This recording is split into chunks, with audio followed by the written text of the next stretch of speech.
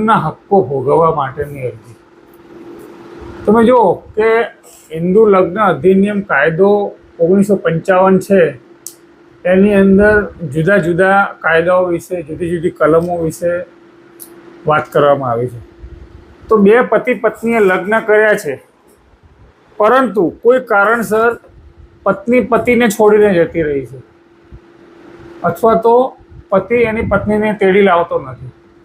તો કોઈ પતિ હોય એની પત્નીને તેડી લાવવા માંગતો હોય, એ પિયરમાં હોય, ઘણી બધી સમજાવટ કરતા સમાજના લોકોને મોકલવા છતાં એ વ્યક્તિ સાસરીમાં પાછી આવતી ના હોય, તો કલમ 9 જે છે હિન્દુ લગ્ન અધિનિયમની કલમ 9, એ એને સપોર્ટ કરે છે.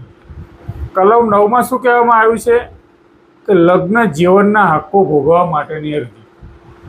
એટલે જે બી પતિ હોય એ પોતાની પત્નીને લાવવા માંગતો હોય, અથવા તો પત્ની હોય એ એને પતિ તેડી ના જતો હોય, તો બંને પક્ષકારમાંથી પતિ અથવા પત્ની બંને લગ્ન જીવનના હક્કો ભોગવવા માટેની અરજી ફેમિલી કોર્ટમાં કરી શકે છે.